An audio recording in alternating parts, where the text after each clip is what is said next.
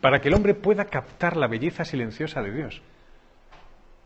Esto es importantísimo porque nosotros creemos que cuanto más claro sea el mensaje, más gritos demos, más, no sé, demos titulares y más tal, con eso la gente verá a Dios más claro. ¿Qué va? Es más despertar una agudeza visual. Eso siempre es como mi criterio a la hora de hablar de Dios en la vida, ¿no?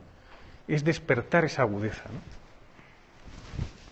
La naturaleza fue el primer libro sagrado. El alejamiento de la naturaleza es un alejamiento de Dios. El cielo pregona la obra de Dios, el firmamento la obra de sus manos. En el principio del hombre no tenía más templo que la naturaleza. Las construcciones en honor de Dios son las mayores que levantaba el hombre. Jean Giono. Jean Giono es un escritor, es muy interesante este hombre. Él es, bueno, para que tengáis una idea, este es Fray Luis de Granada, salido... Y este es Jean Giono. Jean Giono tiene varias obras que a mí me interesan. Jean Giono, yo he cogido dos de él para que las veáis, ¿no? Las riquezas verdaderas de Jean Giono, libro interesante, y este que es un clásico, El hombre que plantaba árboles. Os voy a resumir, si queréis, El hombre que plantaba árboles porque es muy sencillo. Se lee en media hora, ¿vale? Está lleno de imágenes, es un cuento, pero es muy chulo. Este era comunista, era un hombre pacifista, era un hombre un poquito anarquista, era un poquito de todo. Pero lo que dice sobre la naturaleza, a mí me gusta siempre captar lo esencial de una persona, es decir, aquellas cosas que merecen la pena de alguien. O sea, no porque uno sea santo tenemos que seguirle solo a él, sino que Dios también habla de miles de maneras a todo el mundo, está siempre hablando, ¿no? Entonces este hombre, todos los libros que él tiene llaman poderosamente la atención. Él dice en este libro, en el de las riquezas verdaderas, que en el neolítico, nosotros, por ejemplo, si sabéis algo de historia, yo no mucha idea, la diferencia entre el paleolítico y el neolítico. Paleolítico, a grandes rasgos, es, más o menos, cuando el hombre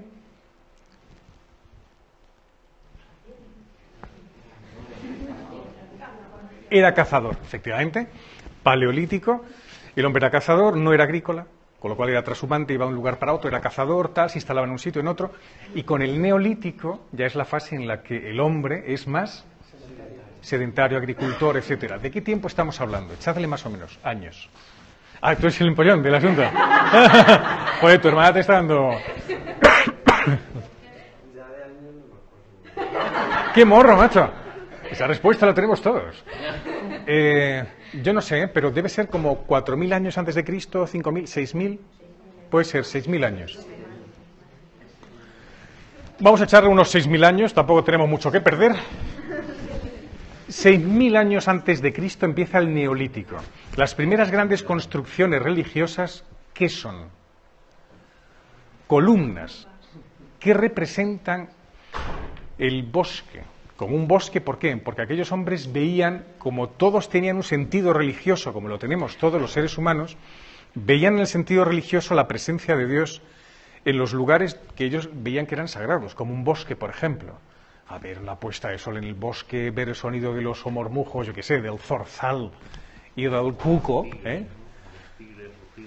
que los tigres rugiendo. Bueno, sí, eso da mucha alegría. En el sureste. Sí. Pero fijaos que encontrarse, digamos, con algo sorprendente como la naturaleza misma, con toda su fiereza, con toda su fuerza, genera cierto respeto, ¿no? Entonces, ante Dios se levantaban las columnas, y esas columnas eran los árboles. Por eso muchos de ellos deforestaban, o sea, iban cortando los árboles y tal, y hacían esos grandes pilares que luego después están en el origen de las construcciones de catedrales y demás, utilizando lo que hay en la naturaleza, ¿no? Pero siempre hacia arriba, como la idea de hacia arriba es una especie de ascensión. Todos llevamos dentro de la cabeza la idea de ascender, como salir de nosotros para que el hombre tiene mucho más que hacer, no solo comer y dormir, sino ascender, ¿no? Hay algún sentido religioso ahí que nos invita a tirar hacia arriba, ¿no? Como los árboles hacia las copas, ¿no? Este es Jean Giono, profundizaremos más en él. Tenemos que hablar de él. Tenemos que hablar de él porque todos le conocéis, yo creo, pero pero, y si no, es muy interesante la carta que le escribió al presidente de los Estados Unidos. ¿Están relacionadas la desacralización del mundo y su desnaturalización? ¿O es mera casualidad que ambas se den a la vez? Lo sagrado, lo espiritual, ha ido retrocediendo, confinándose en espacios cada vez más reducidos. Los lugares sagrados van menguando, quedando enclaustrados, y la visión de Dios con ellos.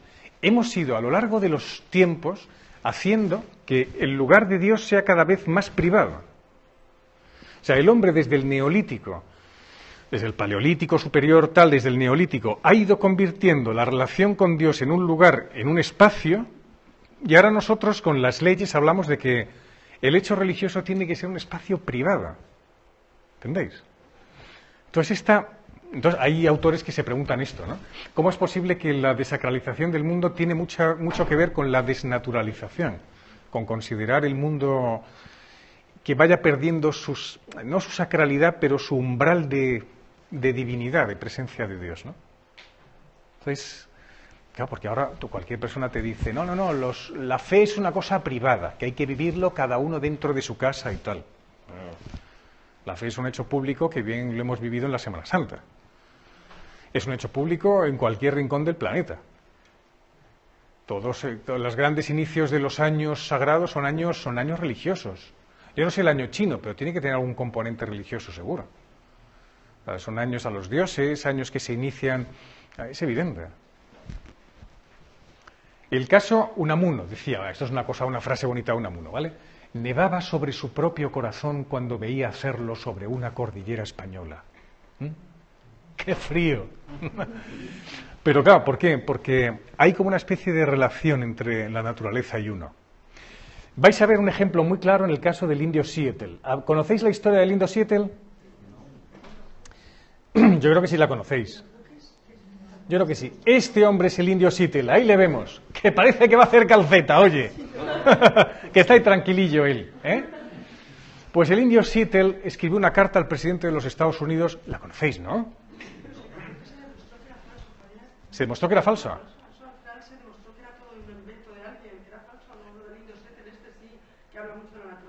Sí. No era falso, era sencillamente que lo que se hizo fue exagerarlo. Yo por eso he cogido los trocitos que más o menos se dicen que eran ciertos con relación al pensamiento de su comunidad india. Otra cosa es que todo lo que dijera fuera textualmente suya. ¿Sabes?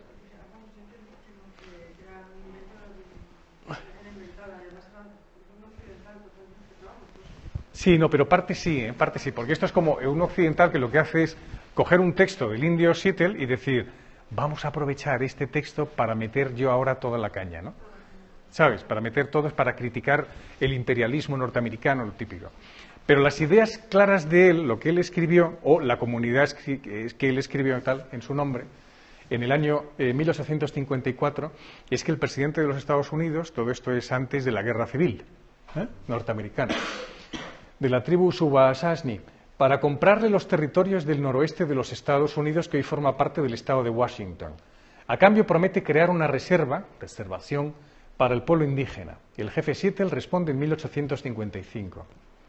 Entonces, esto es porción de una carta, que es verdad que habrá mucho que es literatura, solo literatura, además se ve que es una mano occidental la que interviene, pero el sentido es este. El indio se sorprendía de que el hombre blanco tratara así a su madre la tierra, a comprarla y venderla, a quedárnosla y dártela tal, ¿no? Y a su hermano el aire como cosas para comprar y devastar. Lamentaba las masacres de los bisontes, ¿qué sería del hombre sin los animales? Si los animales desaparecieran, el hombre también moriría de gran soledad espiritual. Y con todas vuestras fuerzas, vuestro espíritu y vuestro corazón, conservarla para vuestros hijos, y amarla como Dios nos ama a todos, pues aunque somos salvajes, sabemos una cosa, nuestro Dios es vuestro Dios, esta tierra es sagrada, incluso del hombre blanco no puede eludir el destino común, quizás incluso seamos hermanos, quién sabe. Bueno, es parte de esa carta, que dicen que sí, que es cierta, que no es cierta y tal. Bueno, forma parte de una tradición literaria de los indios y de cómo ellos fueron, que eso sí que es cierto, confinados en, según los hispanoamericanos, reservaciones, en las reservas, ¿no? Entonces es un texto, por lo menos literariamente, es fantástico. Más cosillas sobre el tema de la relación de la espiritualidad del campo. El poeta Gabriel y Galán, tenemos una foto también de Gabriel y Galán para que le vais poniendo... no tiene nada que ver con Aristófanes, este se cuidaba el bigote. Esto es distinto. Gabriel y Galán escribe un texto muy bonito que se llama Desde el campo, que habla de la trascendencia dentro de la naturaleza y tal. Lo más salvaje y virginal de los espacios libres. ¿Cuántas veces he llorado la miseria de la turba dislocada de perversos que la mágica ciudad artificiosa injuriaba a mi Dios sin conocerlo? Esto es la típica defensa a ultranza de la naturaleza, ¿no? Si es verdad que no lo encuentran aturdidos de la mágica ciudad por el estruendo, que se vengan a admirarlo aquí, en sus obras, que se vengan a adorarle en sus efectos, en el seno de esta gran naturaleza, donde es grande por su esencia lo pequeño, donde hablándonos de Dios, todas las cosas, lo soberbio dice menos que lo humilde. Está muy bien. Lo soberbio dice menos que lo humilde. El reposo dice más que el movimiento. Las palabras dicen menos que los ruidos y los ruidos dicen menos que el silencio. En el mundo natural es así. Pero claro, yo me pregunto, esto es muy bonito, ¿ok? ¿Sí? ¿Es verdad o no? Es linda, la naturaleza es linda, ¿no? Todo nos recuerda a Dios. Pero ninguno de los que estáis aquí vive en un bosque. ¿Vale? Ninguno. ¿Cómo podemos hacer para que, esto es lo que yo os tengo que plantear desde ya, para que luego cuando vayamos terminando, os deis cuenta de que si podemos sacar algún fruto, algún partido a todo esto para nuestra vida cotidiana? Porque si no, la única posibilidad que tendríamos es la de salir los fines de semana al campo y punto. ¿Entendéis?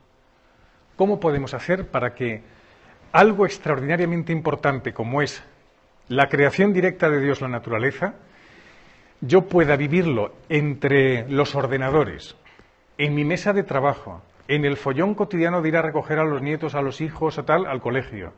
¿Cómo puedo hacer yo eso en mi vida cotidiana? Porque si no, entonces, solamente debería esperar como un Edén, como un gran paraíso, para que fuera como el umbral de la presencia de Dios, y no mi día a día. Porque es que si no, el día a día se convierte en una amenaza que me quita mi relación con Dios. Y solamente cuando estoy de ejercicios espirituales me acerco a Dios. Y cuando me voy al campo me da la posibilidad de encontrarme con Dios. Id pensando, porque al final os diré, ¿qué habéis meditado? ¿Qué habéis pensado? ¿Qué ofertas, qué propuestas hacéis para incorporar a Dios en la vida? Como un hombre del campo frente a la naturaleza, que todo le conduce a Dios porque lo que ve le parece conmovedor. ¿Vale? A pensadlo, porque vuestro día a día es como mucho tener un geranio. Un geranio al que hay que regar poco, ¿no? Porque el geranio de por sí es un poco la planta más absurda que existe, ¿no? Tenemos a Janine, ¿no? ¿Tenemos mensajes? Janine. Hablan. ¿Qué decís? ¿Qué decís, criaturas del Averno? ¿Hay alguien que comenta? No, o sea, son cosas entre ellos también. Entre ellos, ok. Se forman aquí diálogos paralelos.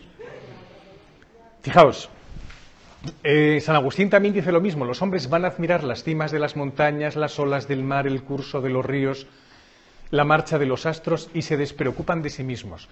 Es verdad que hay algo en la naturaleza, y esto sí que voy a hacer aquí un inciso.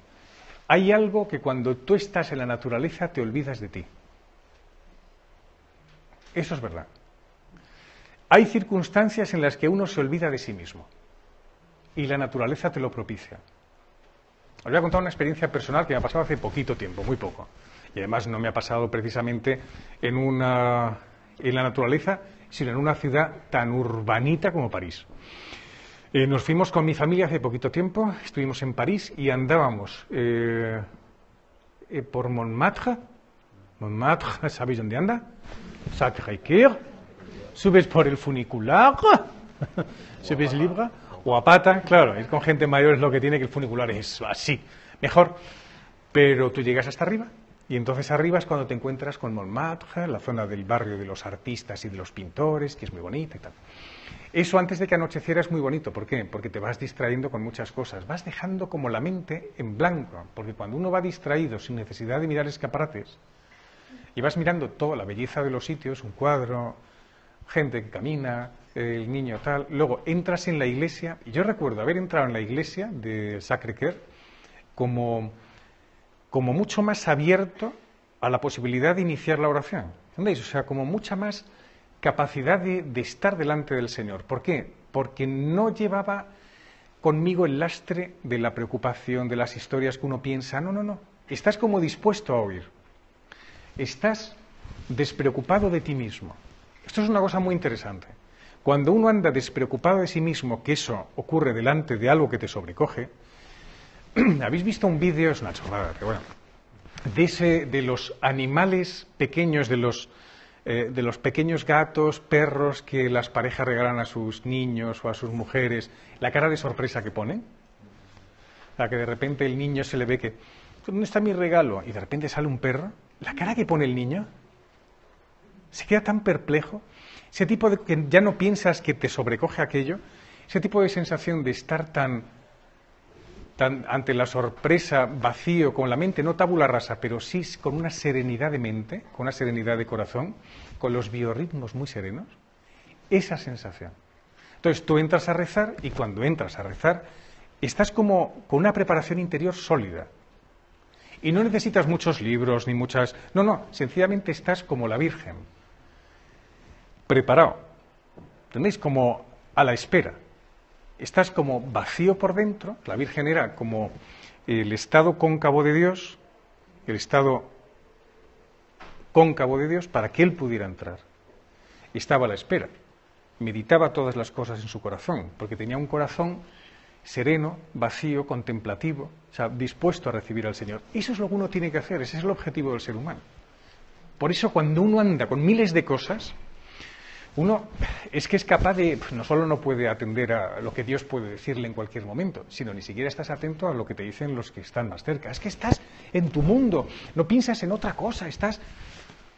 O sea, nos falta esa especie de preparación interior de irnos vaciando poco a poco de las cosas del mundo con su tamaña preocupación, con todas sus historias, ¿no?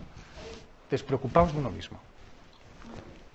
Nos llega una pregunta de 3 folios. ¿Cómo podemos vivir la naturaleza en el asfalto? Pues viendo las flores que salen del asfalto. No, buena pregunta, es que esta es la que yo formulo, claro. ¿Cómo podemos vivir la naturaleza en el asfalto? O sea, ¿cómo podemos vivir todo esto metidos en el mundo? Seguidlo pensando y al final vamos a ver si entre todos podemos dar una clave. Yo estoy dando ya la primera clave, y es que en el mismo Notre Dame, o sea, en el mismo... No, en el Sacré-Cœur, y cuando vas paseando alrededor, te vas como en una ciudad, te vas llenando de serenidad, para que cuando entras a rezar, estás de otra manera. Eso sí que es un primer paso. O sea, que no hace falta estar rodeado de, estar en un hayedo, todas las hayas ahí por todas partes y viendo las bellotas. ¡Oh, bellota tú! ¿Sabes? Y la ardilla. ¡Oh, hermosa ardilla! ¿Sabes? Eso es como ejemplo. Luego, el cántico espiritual. Todas las cosas que... Esto es alucinante, ¿no? Ya os diré quién es este.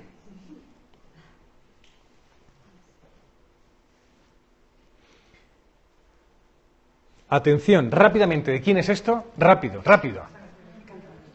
Cantar de los Cantares. La respuesta no es correcta. Rápido. San Juan de la Cruz. San Juan de la Cruz, right. Vamos a ver, fijaos cómo San Juan de la Cruz intenta hablar de la unión del hombre y de la mujer, iba a decir, del hombre y la mujer, la unión de Dios y el alma humana a través de la naturaleza. Esto es bastante sobrecogedor. Yo os lo prometo que mi manera de rezar es siempre con San Juan de la Cruz. Esto me lo aprendí de memoria en su momento porque me parece de las cosas más bellas del mundo para poder rezar. Esto lo he rezado yo, por ejemplo, solo en las hoces del Duratón. Yo fui un día y estuve rezando solo con el cántico espiritual. Es el cántico espiritual de San Juan de la Cruz. Es una belleza. ¿Por qué? Porque todo lo que hay en la naturaleza le recuerda a Dios. Dice el esposo: vuélvete, paloma, que el ciervo vulnerado por el otero... Fijaos todas las palabras naturales. Paloma, ciervo, otero, aire, vuelo... Todo es la naturaleza.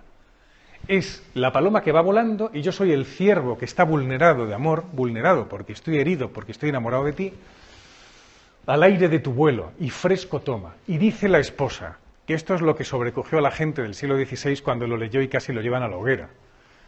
Porque claro, esto es demasiado fuerte. Mi amado, ¿qué es mi amado? Mi amado es las montañas. O sea, dice, mi amado, las montañas, los valles solitarios nemorosos. Dice, mi amado son las montañas, los valles solitarios nemorosos, las ínsulas extrañas, los ríos sonorosos, el silbo de los aires amorosos, la noche sosegada en par de los levantes de la aurora, la música callada, la soledad sonora, la cena que recrea y enamora. O sea, mi amado es todo eso. O sea, todo lo que yo voy viendo en la naturaleza me va recordando que mi amado esposo, persona, que me quiere, está detrás de todo eso. Fijaos, las montañas, los valles solitarios nemorosos. O sea, una persona que está enamorada, en su corazón, todo le recuerda a la persona, todo. Los rincones del mundo. Ahora nos recuerda al enamorado, a la enamorada las canciones. Allí me colé en tu fiesta, me recuerda a Jaime en 1986. No, es de 1983 esa canción. Es del 83, ¿no? Porque es de Mecano, la de... Yo me preguntaba... Esa es del año... Sí, 83. 80, no. Puede ser, 80-81, tienes razón. 80-81, sí. Algunos no. 82, efectivamente, ahí está. Janine. Las ínsulas, los ríos sonorosos, todo lo que ocurre en la naturaleza me recuerda a Dios, todo, ¿no? La cena que recrea y enamora, todo ya es muy fuerte, ¿no? Nuestro lecho florido de cuevas de leones enlazado, en púrpura tendido de paz edificado, de 1000 escudos de oro coronado. A zaga de tu huella las jóvenes discurren al camino, al toque de centella, al adobado vino, emisiones de bálsamo divino. Todo es vino, centella, en la interior bodega. Hasta la bodega es un lugar que es propio para hacer ¿Qué ocurre en una bodega? ¿Qué ocurre en la bodega? Estamos el vino donde el vino se cría. Qué bonita la idea de se cría el vino. Se cría el vino, efectivamente.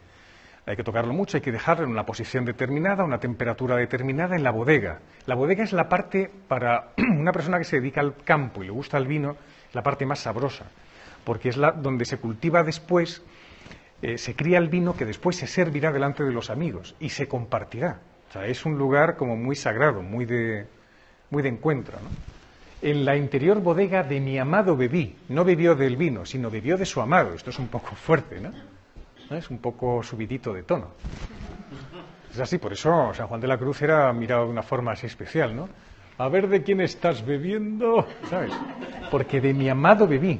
O sea, yo me embriagué de él, que es lo que nos ocurre con la Eucaristía. Yo bebo de mi amado. O sea, yo bebo de él. O sea, estás entrando en el cuerpo y en la sangre del Señor. Eso es lo sorprendente de nuestra fe, ¿no?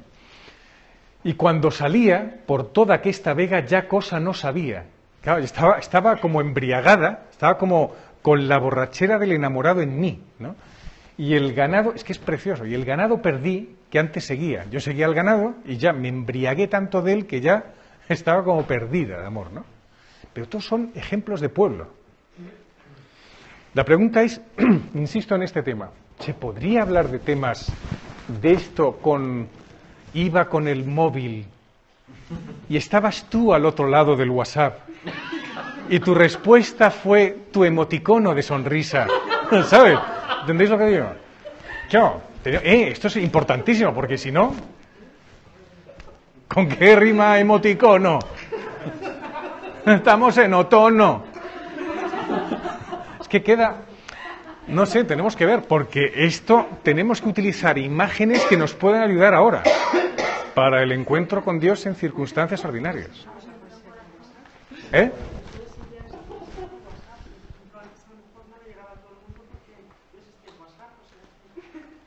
No, porque eso es utilizar una poesía, eso es utilizar el WhatsApp como instrumento. No, claro, va a ser mal el WhatsApp si estamos toda España metidos en el WhatsApp. Pero utilizar una imagen de la vida artificial del asfalto, como se nos ha dicho aquí, utilizar el asfalto como criterio de mi relación con el Señor, como la puerta, el umbral de la posibilidad del encuentro con Dios. Yo creo que también en la belleza, la búsqueda de Dios en la naturaleza, pero también la belleza que te ofrece pues una bonita música, una obra de arte, una bonita catedral, ¿no? A través de lo que ha creado el hombre también puedes encontrar pues la conexión con Dios. No hace falta pues contemplar una montaña nevada, también en el día a día tenemos muchas cosas que nos invitan, que nos sugieren a Dios, ¿no? Exacto, estoy totalmente de acuerdo con eso. Totalmente de acuerdo con eso.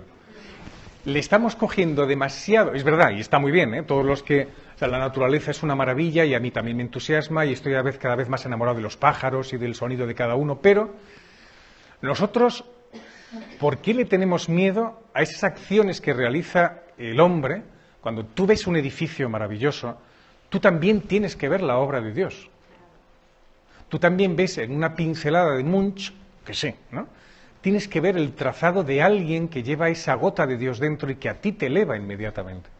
Cuando tú estás en una conversación con alguien, eso te puede ayudar permanentemente a descubrir la voz de Dios porque estás escuchando a alguien, porque estás en contacto con alguien que es hijo de Dios y tiene tu misma dignidad. Es decir, cualquier cosa que te sucede, arte, conversación, música, la belleza, todo eso te tiene que poner inmediatamente de rodillas, como quien dice.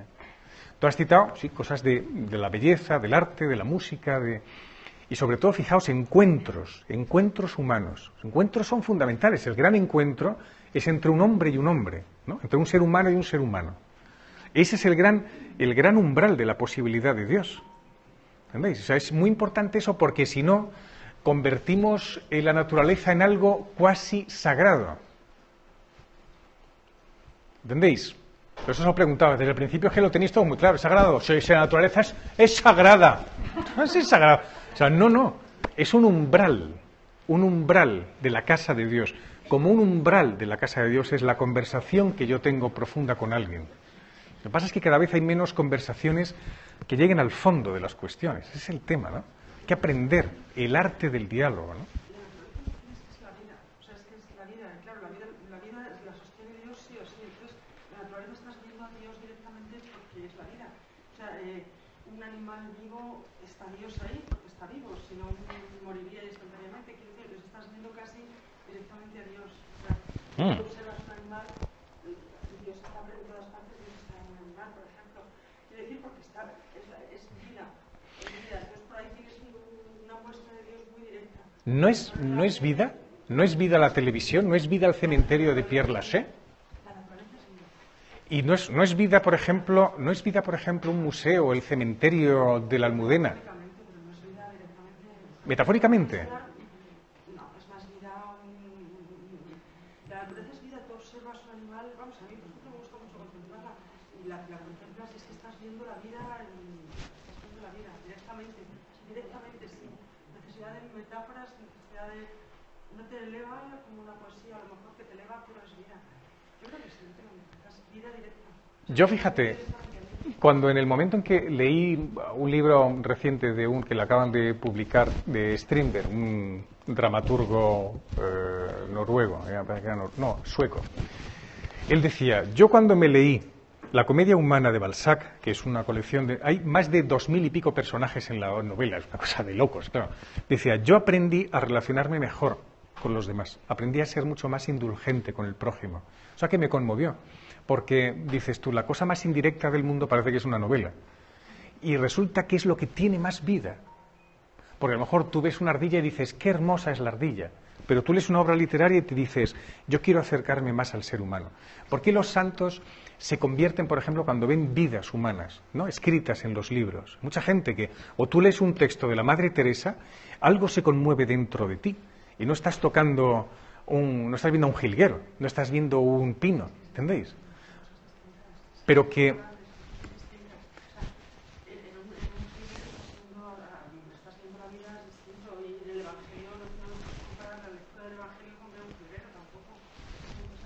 No, yo te digo cosas cosas creadas por el hombre, cosas creadas por el hombre, un edificio. Yo ante un edificio, o sea, por ejemplo, ante el Moisés de Miguel Ángel, yo recuerdo una persona que me dijo, yo un día fui a ver el Moisés de Miguel Ángel y casi caigo de rodillas, o sea, de la belleza, de la hermosura.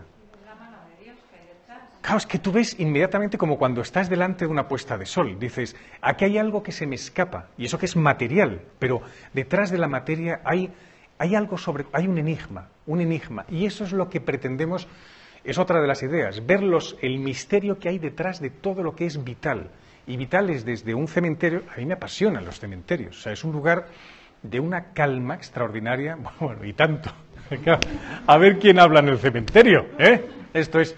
Además, yo últimamente estoy acostumbrado a ver muchos cadáveres que sobrecoge, ¿eh? Ayer estuve en el hospital y vi un par de cadáveres que acababan de morir.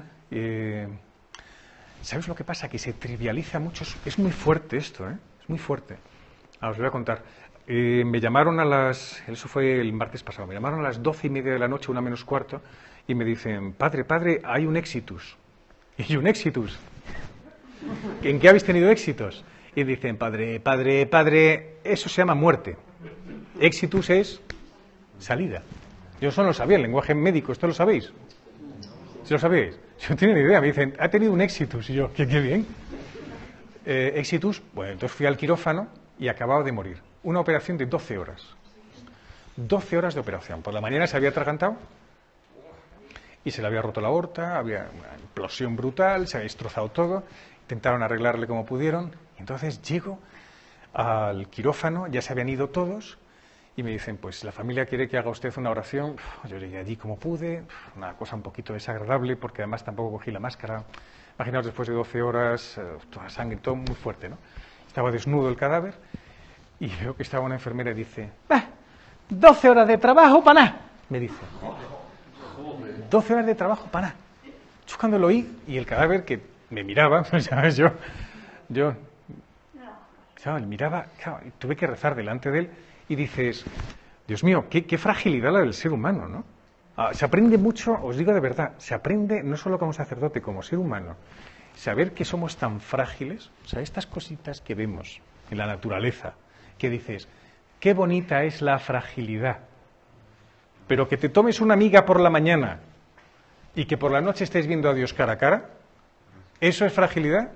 Eso es brutal.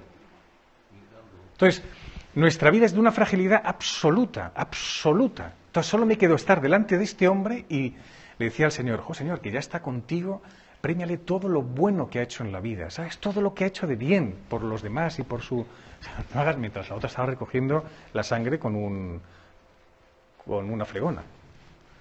Todo era... Y él, un hombre, ¿sabes? Había visto a los familiares fuera y decía, no nos lo podemos creer si estaba sano. Y... O sea, esta fragilidad es muy fuerte, ¿no?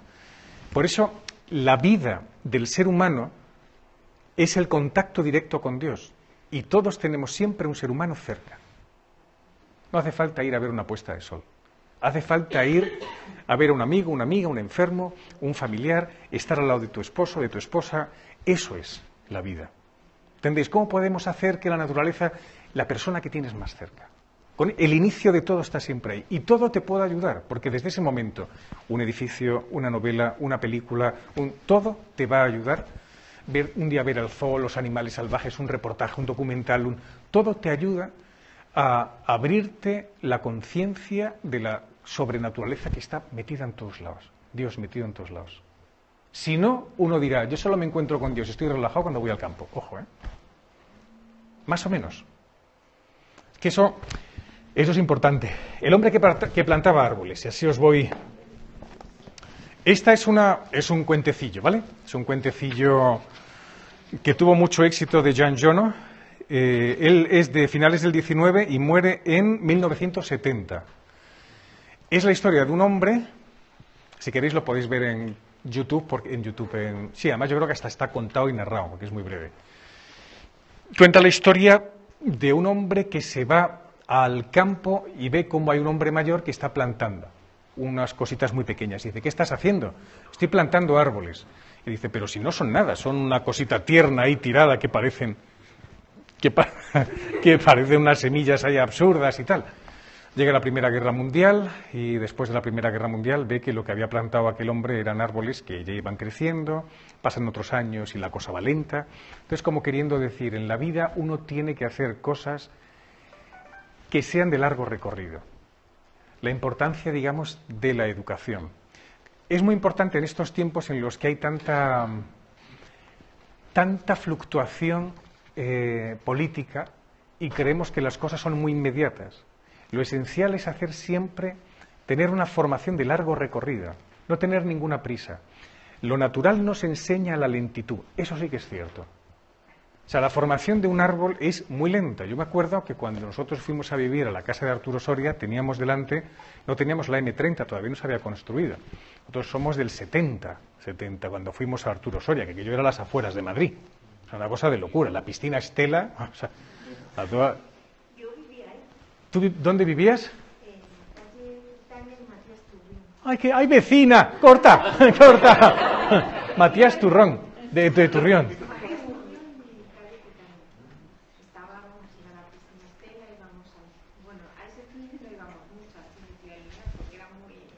¿Eran películas como porno? Problemáticas, qué fina. Pues sí. Eran clasificadas S, me acuerdo exactamente. Entonces, en los También ponían películas, pero vamos, que era un cine así de barrio, un poco... Y había comunidad gitana donde ahora está la M30. Entonces nosotros desde nuestra casa lo veíamos. Y entonces plantaron los primeros, los que ahora se ven en el puente de Costa Rica, se ven unos pinos. Bueno, esos pinos eran una enanez entonces, claro. Entonces era ridículo. Yo decía, nunca veré crecer estos pinos. Bueno, pues los pinos ya se han hecho unos pinos hermosillos, tampoco han crecido mucho, pero bueno, ¿no? Y dices, caramba, todo eso ha ido creciendo muy lentamente. Entonces, cuando uno quiere adquirir muchos conocimientos en un momento, o tener las claves rápidas ya, por ejemplo, tienes relación con una persona, esto es muy de los novios o de tal, ¿no? Ya, quiero saber ya, le quiero, no le quiero tener tal... Vamos a ver, vamos a esperar 50 años, a ver si la cosa cuaja. El otro día se lo pregunté a una señora en el hospital. ¿Cuánto tiempo llevabas de novio con tu marido? Dice, nosotros estuvimos de novios 40 años. Y yo digo, ¿cómo? Digo, 40 años de novios. Dice, me he equivocado, pero es que se me ha olvidado. Pero claro, yo digo, 40 años es un poco fuerte. Pero es verdad que estar un tiempo suficiente como para tener... O sea, el tiempo es esencial. De eso habla el hombre que plantaba árboles, ¿no? Es decir, la lentitud, la formación, la educación, lo esencial de la vida es breve y hay que tener mucha paciencia. Es una cosa muy sencilla. Luego, Turgot o Zurgot. ¿Cómo se lee Zurgot? ¿Cerro? Zorro, sí. Turgot. Henry David Thoreau. ¿Habéis oído hablar de él? Este es el iniciador de la ecología. O sea, este es fundamental. Y leerle es muy interesante, ¿eh? Este se marchó, es de mediados del siglo XIX. Este hombre está considerado, todo lo de Turgot es una pasada. Os voy a enseñar una foto de Turgot para que veáis. El hombre que decían que tenía los ojos más profundos del mundo. Era un hombre que cada vez que alguien se encontraba con él daba un poquito de miedo. ¿Veis cómo estos no dan miedo? Pero con Turgot lo vais a ver enseguida, ¿no? Tiene una mirada... ¿Veis? No.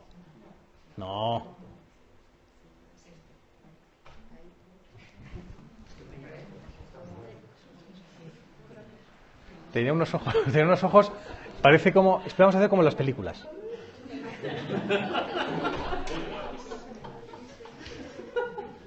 Fuerte, ¿eh? Fuerte. Sí, era como un hombre salvaje, porque se marchó a un lago que se llamaba el lago Walden, que está como unos 20 kilómetros de Boston. Claro, es que esto es un clásico. Walden de Turgot es un clásico de la literatura. O sea, Walden. Y él lo que hizo fue marcharse allí porque estaba un poco harto del mundo, lo típico, ¿no? Boston, el follón de la ciudad. Y entonces allí se construye durante 2 años una casa, él solo, de madera, y vive solo, en contacto con la naturaleza. Y escribe libros sobre el sonido de los pájaros, sobre los árboles, sobre tal, y sobre su filosofía, su manera de entender la vida.